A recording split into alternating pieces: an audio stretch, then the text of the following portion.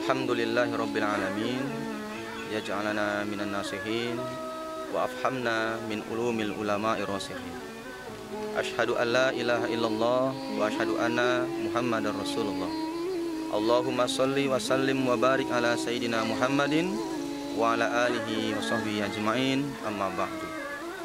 Rabbi shrah li sadri wa yassir li amri wahlul 'uqdatam min lisani yafqahu qawli. Sahabat Karomah dimanapun kita berada, semoga selalu dalam keadaan sehat walafiat, selalu dalam lindungan karunia Allah, rahmat Allah, sehingga kita bisa melaksanakan segala aktivitas harian kita, ibadah kita kepada Allah Subhanahu wa taala di bulan suci Ramadan ini sampai akhir dari bulan suci Ramadan ini nanti, insyaallah. Sahabat Karomah yang dimuliakan oleh Allah Subhanahu wa taala, alhamdulillah kita berjumpa kembali di kajian Ramadan tahun ini. Pastinya harapan tetap sama dengan tahun sebelumnya, bahwa semoga melalui kajian ini bisa menjadi media saling untuk kita berbagi ilmu, berbagi pengetahuan, bahkan bisa menjadi media untuk saling kita mengingatkan antar sesama umat Islam. Tawasau bil haq wa tawasau bis sabr.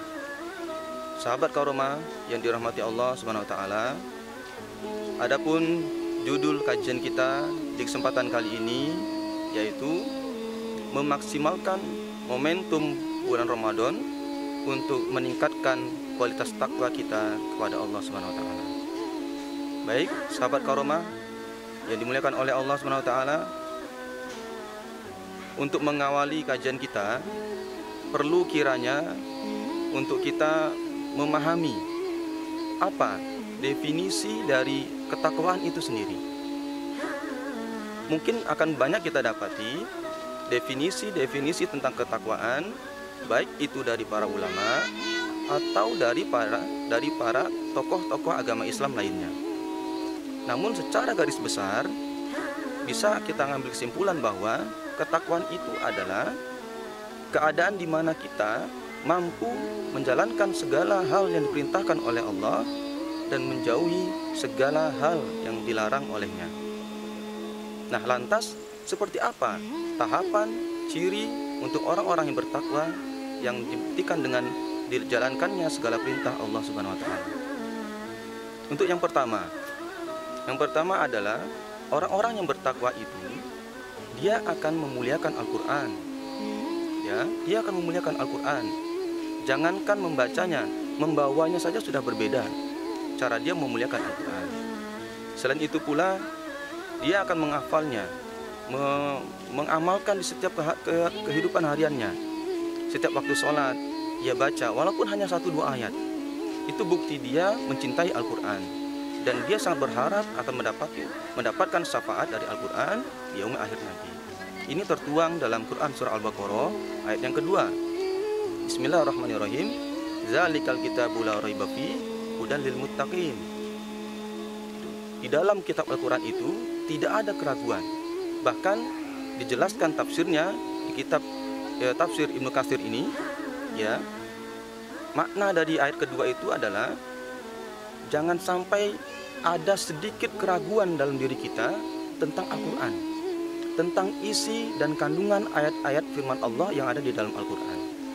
Nah, ketika kita sudah mampu menata diri kita sampai ke level ini, maka insya Allah kita sudah mulai menuju ke tingkatan level ketakwaan terhadap Allah Subhanahu wa taala. Pada akhirnya nanti insya Allah hudal lil muttaqin, Al-Quran akan menjadi petunjuk hidayah bagi orang-orang yang bertakwa. Maka dari itu, sahabat Karomah dimanapun kita berada, ya, mari di momen Ramadan seperti saat ini kita maksimalkan keberadaan kita maksimalkan kecintaan kita buktikan bahwa kita memang benar-benar ingin memuliakan Al-Quran dengan membacanya, menghafalnya, bahkan mempraktekkan semua yang ada di dalamnya di kehidupan kita sehari-hari. Kemudian ciri yang kedua tertuang di ayat yang berikutnya, Al-Baqarah ayat yang ketiga. Bisa kita sama-sama baca. Bismillahirrahmanirrahim. alladzina yu'minuna bil ghaibi wa yuqimunas sholata wa mimma razaqnahum yunfiqun. Di sini disebutkan ada 3 tambahan ciri untuk orang-orang yang bertakwa. Yang pertama disebutkan adalah alladzina yu'minuna bil ghaib. Orang-orang yang bertakwa itu dengan keimanannya dia akan meyakini tentang hal-hal gaib. Terkhususnya dalam hal ini adalah dia meyakini adanya Allah Subhanahu wa taala walaupun tidak pernah ia lihat sedikit pun. Dia meyakini adanya malaikat, dia meyakini adanya surga dan neraka, dan bahkan dia meyakini adanya hari pembalasan di saat nanti di yaumul hisab dan yaumul perhitungan. Kemudian yang berikutnya disebutkan juga bahwa wa yuqimunas shalah. Orang yang bertakwa itu orang yang senantiasa menjaga sholatnya.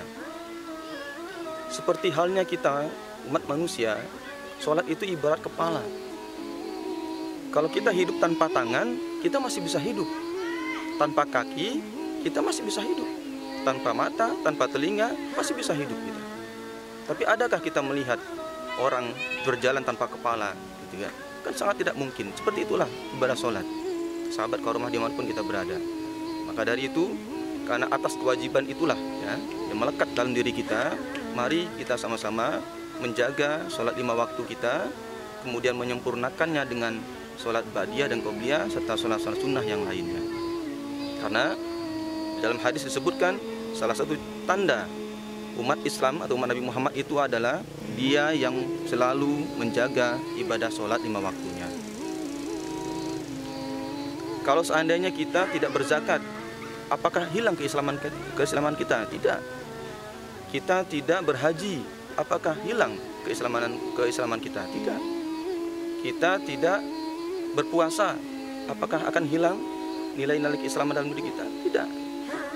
Kalau seandainya berpuasa akan menghilangkan keislaman dalam diri kita, bagaimana nasib ibu-ibu yang sedang hamil?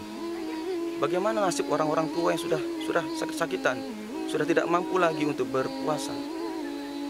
Kalau seandainya ibadah haji akan menghilangkan, tidak melaksanakan ibadah haji akan menghilangkan keislamanan kita, bagaimana nasib kita yang tidak pernah mampu untuk berangkat ke tanah suci atas dasar rezeki yang memang tidak ada? Kalau seandainya zakat, orang-orang yang tidak berzakat akan menghilangkan keislamannya, bagaimana nasib orang-orang fakir miskin? Jangankan untuk berzakat, untuk menafkahi kebutuhannya sehari-hari saja sekali tidak mampu. Tapi bayangkan kalau seandainya kita tidak sholat, sahabat Karomah, ya, kita bisa langsung dicap kafir karena kita meninggalkan dengan sengaja sholat 5 waktu yang telah diwajibkan atas diri kita. Maka dari itu, sahabat Karomah dimanapun kita berada, mari kita maksimalkan momentum keberadaan kita di bulan suci Ramadan ini dengan sebaik-baiknya, terutama untuk meningkatkan saat-saat kita beribadah, terutama di sholat 5 waktunya. Kita jaga betul ketepatan waktunya, kekhusyuan kita, karena di dalam bulan Ramadan ini segala keberkahan bisa datang dari hal-hal yang tidak pernah kita sangka. Ya, segala kebaikan karunia Allah selalu menaungi orang-orang yang senantiasa istiqomah dalam beribadah, dalam melaksanakan kebaikan, berbagi kebaikan dengan sesama temannya. Semoga kita selalu dijaga oleh Allah dalam hal melaksanakan, mengamalkan segala amal ibadah di bulan suci Ramadan ini, terutama dalam menjaga sholat 5 waktu. Kemudian kita sempurnakan dengan sholat-sholat sunnah yang telah diajarkan oleh Rasulullah SAW. Dan tak lupa di kesempatan yang mulia ini pula kita bisa melaksanakan segala macam kebaikan, berbagi rezeki dengan sesama teman, ataupun memberikan sedikit tenaga kita untuk membantu mereka-mereka yang membutuhkan. Insya Allah segala kebaikan yang kita berikan akan kembali kepada diri kita masing-masing. Saya rasa itu yang bisa saya sampaikan di kesempatan kali ini. Semoga ada manfaatnya untuk kita semuanya. Billahi taufiq wal hidayah. Assalamualaikum warahmatullahi wabarakatuh.